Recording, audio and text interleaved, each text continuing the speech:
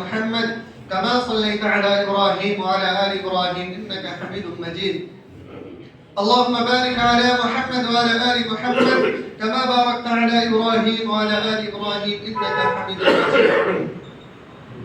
محترم سامعین کرام و سامعات معزز بزرگوں دوستوں نوجوانوں، خطبہ مسرورہ میں قرآن حکیم سورۃ المائدہ آیت نمبر 3 آپ کے سامنے ہم نے تلاوت کی ہے۔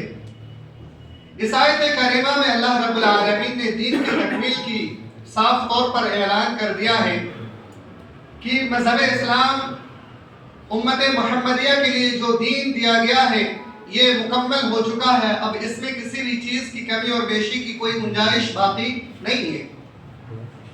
لہذا قرآن کے اس آیت کریمہ کے نازل ہو جانے کے بعد اللہ رب العالمین نے دین کو کمپلیٹ کر دیا، مکمل کر دیا۔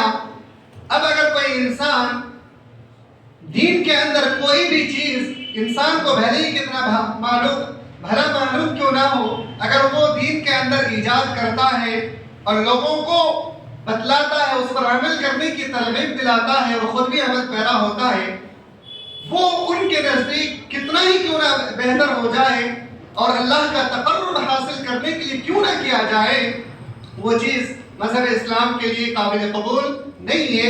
اللہ رب العالمین کے تقرب حاصل کرنے کے بجائے اللہ رب العالمین کا سب سے بڑا دشمن ہو جائے گا۔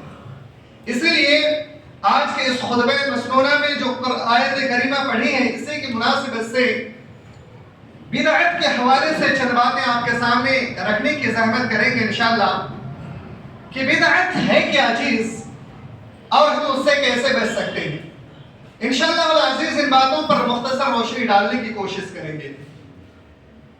سب سے پہلے خطبہ مسنونہ میں ہم نے ایک حدیث ہر ہفتے میں پڑھی جاتی ہے، بالخصوص خطبہ مسنونہ میں وہ حدیث میں وہ الفاظ بیان کیے گئے ہیں جس سے اللہ کے رسول صلی اللہ علیہ وسلم اپنے خطبے میں بھی صحابہ کرام کو تاکید فرماتے تھے۔ وہ کیا؟ اما بعد فإن خیر الحدیث کتاب اللہ۔ حمد و ثنا کے بعد سب سے بہترین اگر کوئی بات ہے تو اللہ کی بات ہے۔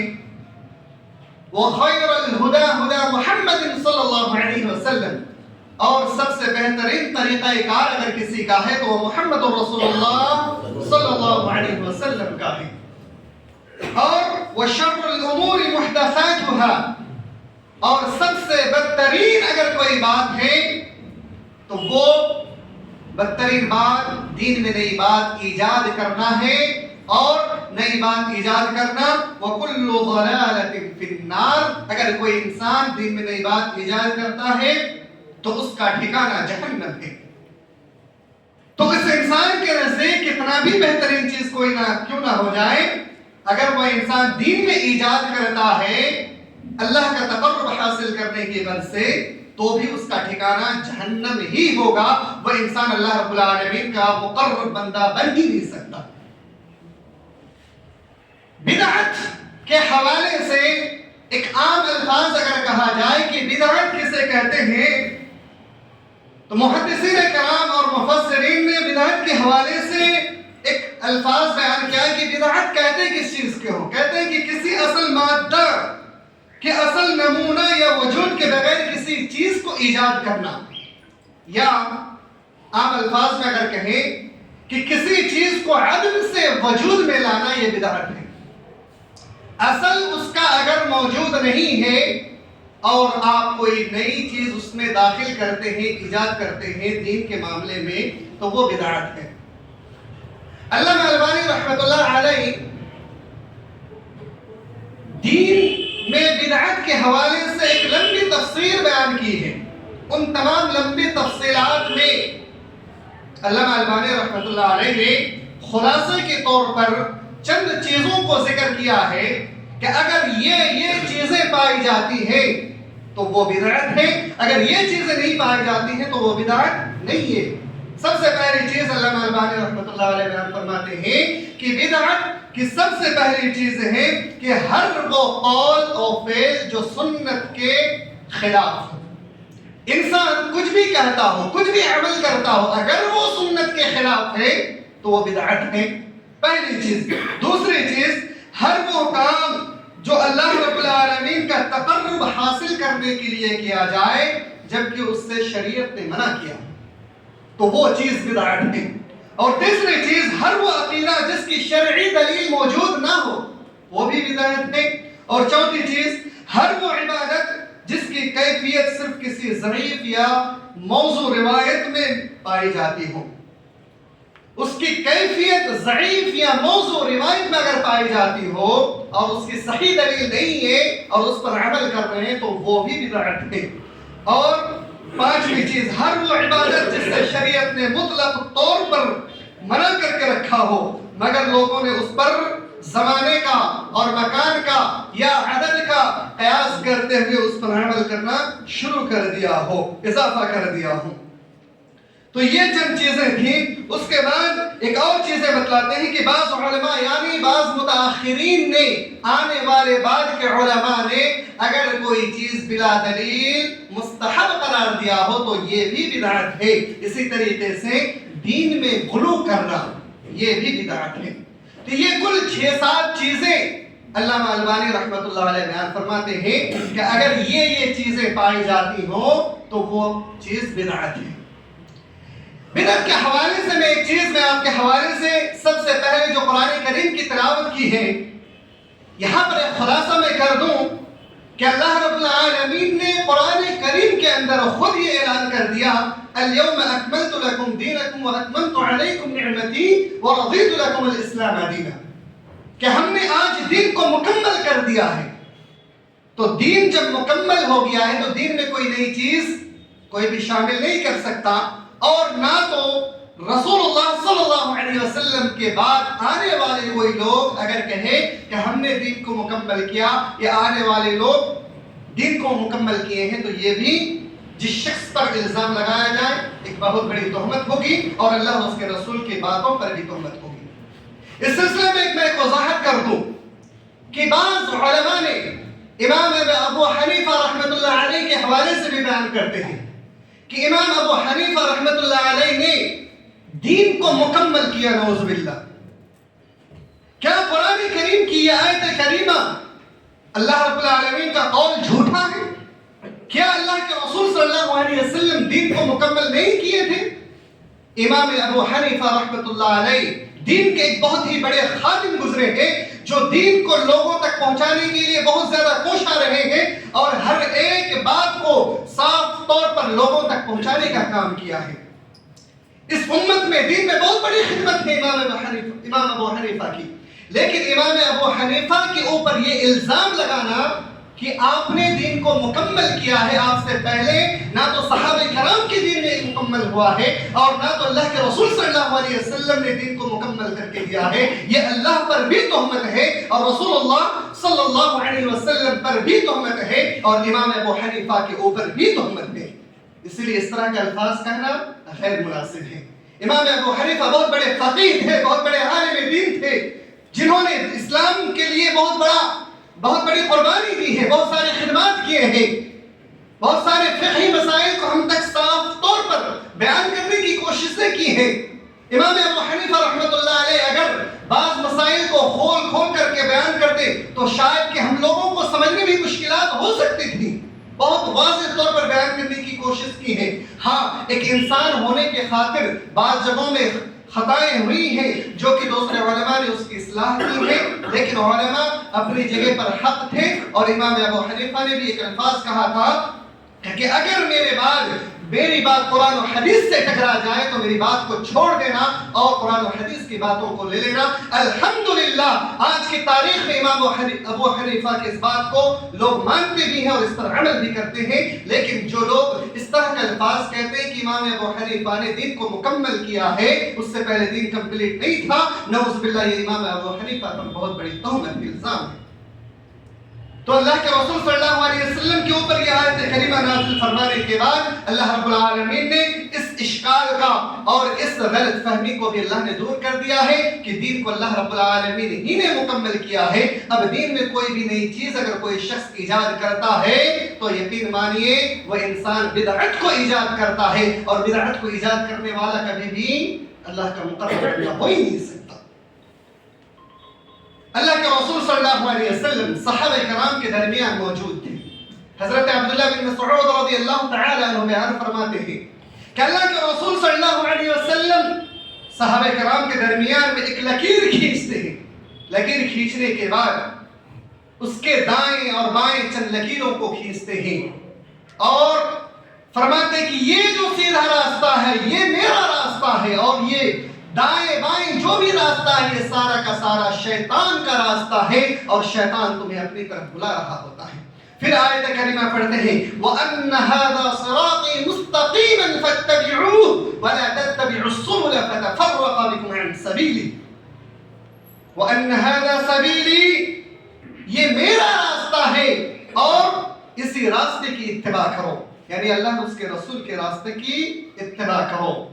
وَلَا تَتَّبِعُوا السُّبُلَ، دیگر راستوں کی اتباع نہ کرو. اگر دیگر راستوں کی تم اتباع کرو گے تو صحیح راستے سے گمراہ ہو جاؤ گے، بھٹک جاؤ گے. اللہ اور اس کے رسول کا راستہ کون سا راستہ ہے؟ اللہ اور اس کے رسول کا راستہ ہے قرآن کا راستہ اور حدیث کا راستہ. اگر قرآن و حدیث سے ہمیں کوئی چیز صاف طور سے مل جاتی ہے تو بلا جھجک آپ کو عمل کرنا ہے. اور کوئی چیز ہمارے نزدیک کتنا بھی بہترین کیوں نہ ہو جائے، اگر ہم اس کو قرآن و حدیث پر نہیں پاتے ہیں تو وہ چیز ہمارے لیے کتنا بھی بہتر کیوں نہ ہو جائے وہ اس پر ہم عمل نہیں کر سکتے ہیں. آئیے حضرت عبداللہ ابن عمر رضی اللہ تعالی عنہما بیان فرماتے ہیں ہمارے نزدیک کوئی چیز کتنا ہی بہتر کیوں نہ ہو جائے اس سلسلے میں الفاظ بیان فرماتے ہیں. حضرت عبداللہ بن عمر رضی اللہ تعالی عنہ بیان فرماتے ہیں کل بدعۃ ضلالہ وان رآها الناس حسنہ، ہر بدعت گمراہی ہے اگر وہ چیز لوگوں کو کتنا ہی بھلا کیوں نہ معلوم ہو. ہم لوگ بدعت کو بھی دو حصوں میں تقسیم کر دیے ہیں، بدعت حسنہ، بدعت سیئہ.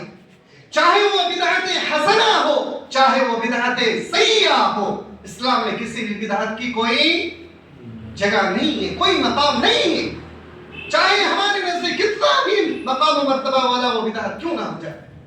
حضرت عبداللہ ابن عمر جو کہ صحابی رسول ہیں، بہت بڑے صحابی ہیں، وہ بیان فرماتے ہیں کہ وہ بدعت ہمارے نزدیک کتنا ہی بہتر کیوں نہ ہو جائے وہ بدعت گمراہی ہے، اس پر ہم عمل نہیں کر سکتے ہیں. اس لیے بدعت سیئہ اور بدعت حسنہ کے اسلام میں کوئی تصور ہے ہی نہیں. اس لیے اس طرح کا کانسیپٹ ہمارے ذہن میں اگر آ جائے تو اس کو نکال پھینک دینا چاہیے اور اسے اپنے ذہنوں سے اس چیز کو پاک اور صاف کر لینا چاہیے کہ ہمیں صرف اور صرف قرآن و حدیث پر عمل کرنا ہے. اگر قرآن و حدیث کو وہ چیز نہیں ملتی ہے تو ہم چاہے کتنا بھی بہترین بدعت کو کیوں نہ ایجاد کر دے اس پر ہم عمل نہیں کر سکتے.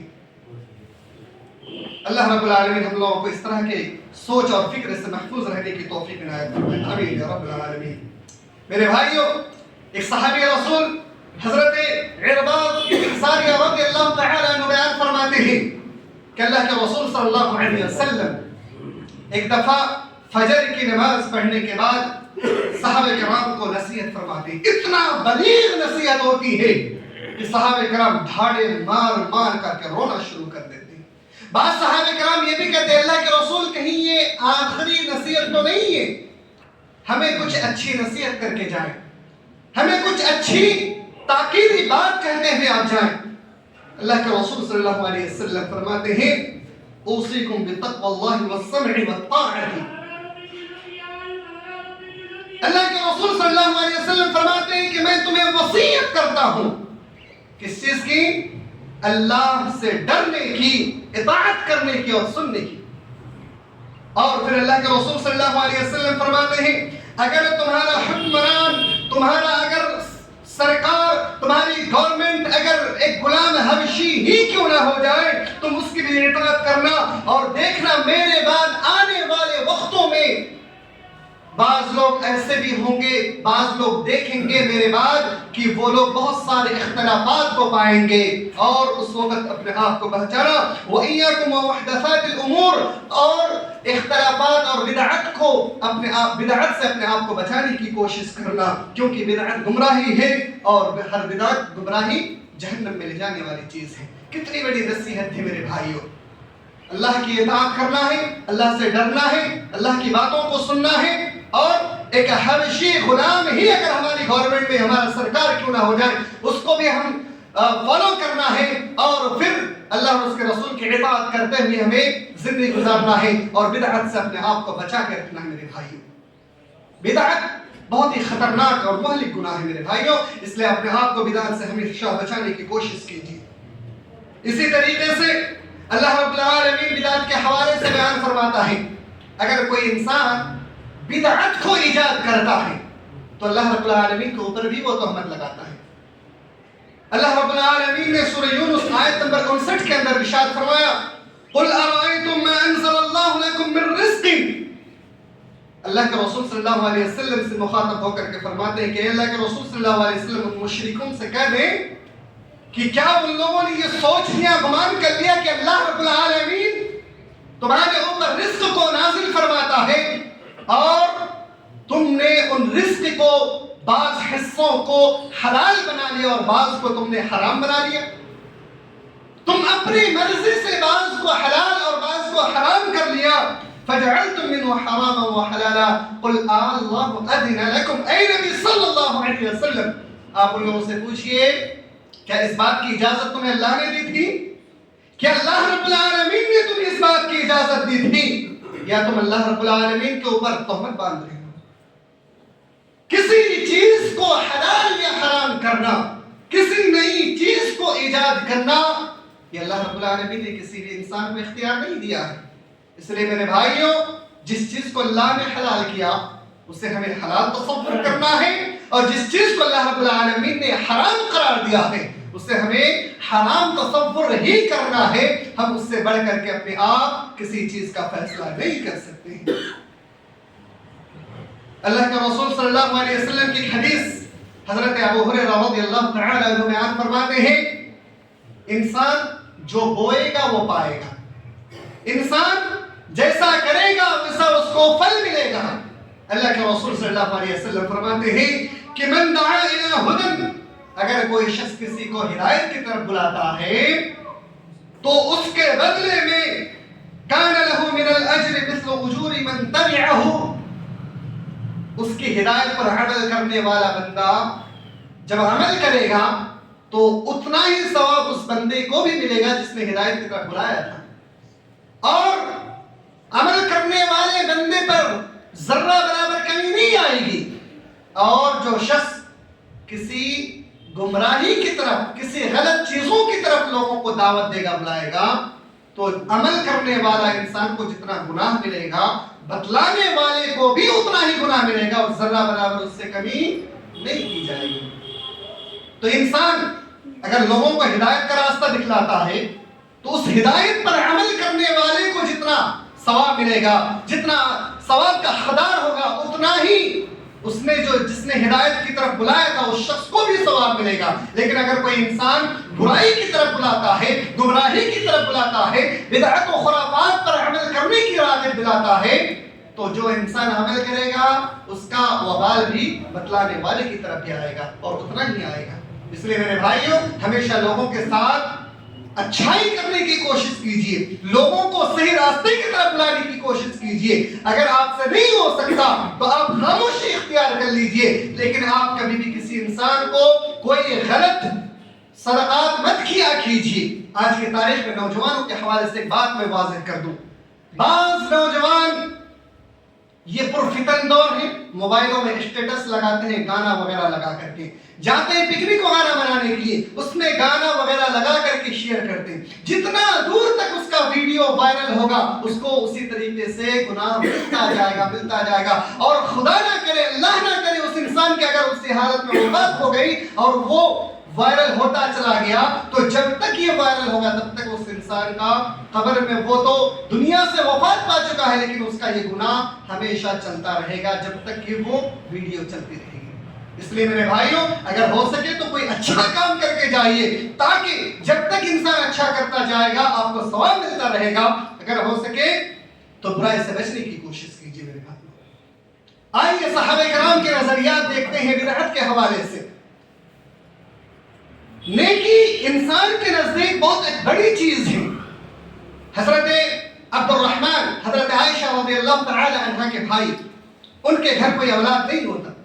گھر کی عورتوں میں سے کچھ عورتیں کہتی ہیں، کچھ میں سے کوئی عورت کہتی ہیں عبد الرحمن کے گھر اگر بیٹا پیدا ہو گیا، اللہ نے اگر بیٹے سے نواز دیا تو میں نظر مانتی ہوں میں ایک اونٹ کو عقیقہ کروں گی۔